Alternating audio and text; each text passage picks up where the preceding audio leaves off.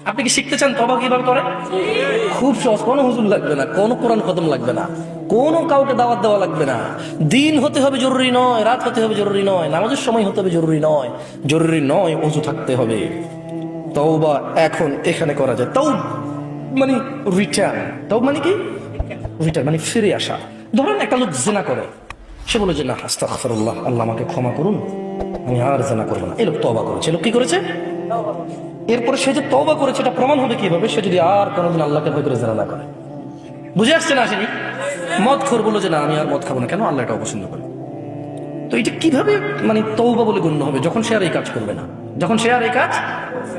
তো শোনো, তোমার রব তোমাকে বলছে ইল্লা মান তাব, তবে যে তওবা করে, ওয়া আমানা ওয়া আমিলা সলিহা, অপরাধ থেকে ফিরে এসে ভালো কাজ কর্ম করে, ফাউলাইকা ইউবাদদিলুল্লাহ, ইয়া আল্লাহ লা ইলাহা ইল্লা আনতা, লা ইলাহা ইল্লাল্লাহ। দেখেন কি রব পেয়েছেন, বেদুয়ার মহিলার পুরুষ।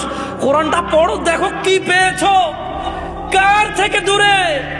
মা গররাকা বিরাব্বিকাল কারীম ইয়া নাস, কিসে তোমার এত দয়ালু রব থেকে তোমাকে দূরে রেখেছে? কি তোমার রবের দয়া দেখবে? বলছেন যে ফাউলাইকা ইউবাদদিলুল্লাহু সাইয়্যাতিহিম হাসানাত, বলছেন যে আল্লাহ তোমার অপরাধকে নেকিতে পরিবর্তন করে দেবে। তোমার জিনা এটা নাকি নেকি হয়ে যাবে, তোমার মদ এটা নাকি নেকি হয়ে যাবে, তোমার অন্যায় অপরাধ এটা নাকি সওয়াব হয়ে যাবে। তোমাকে একটা উদাহরণ দিই। আসলে মাশাআল্লাহ এখানে বেশ পয়সাওয়ালা মানুষজনের আড্ডা, এখানে ঠিক আছে, টাকা পয়সার উদাহরণ দিলে। ধরে নেন রাসেল সাহেবের কাছে টাকার অভাব নাই মোটামুটি, তো আমাকে উনি খুব পছন্দ করবেন বলেছে যে এই পথে যদি তুমি চলো জামশেদ, আমি তোমাকে খুব ভালোবাসবো, আমার খুব পছন্দ এই পথে চলা। তো ধরে নেন আমি বিপথে চলি, উনি আমাকে পছন্দ করে, কেন জানি হইতে পারে না। কিছু মানুষকে এমনি ভালোবাসে না, অনেকে জিজ্ঞেস করে তুই কি পাইছিস বেটা, এটা নষ্ট, ঠিক না? ঠিক কিনা? যার হৃদয়ে আল্লাহ যার জন্য ভালোবাসা দেয়।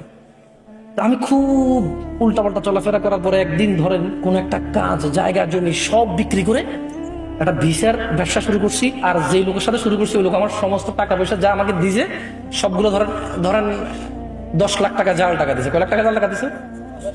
10 লাখ। আচ্ছা, এখন আমি খুব লজ্জিত। এবার ধরেন রাসেল সাহেব যাচ্ছে দিক দিয়ে, আমি খুব মানে আগে যেরকম আমি ডোন্ট কেয়ার। কি care? Don't care who is Rasel সাহেব। হঠাৎ করে রাসেল সাহেব কিন্তু আমাকে ভালোবাসে নিঃস্বার্থ ভাবে। কিভাবে? আল্লাহ আমাদেরকে কিভাবে ভালোবাসে মনে রাখবেন কি রব পেয়েছেন। এইবার রাসেল সাহেব আমাকে বললো যে কি জামশেদ কি হইলো, কি হুন্ডা কই, বাইক কই, গাড়ি কই, হ্যাঁ তারপরে ব্যস্ত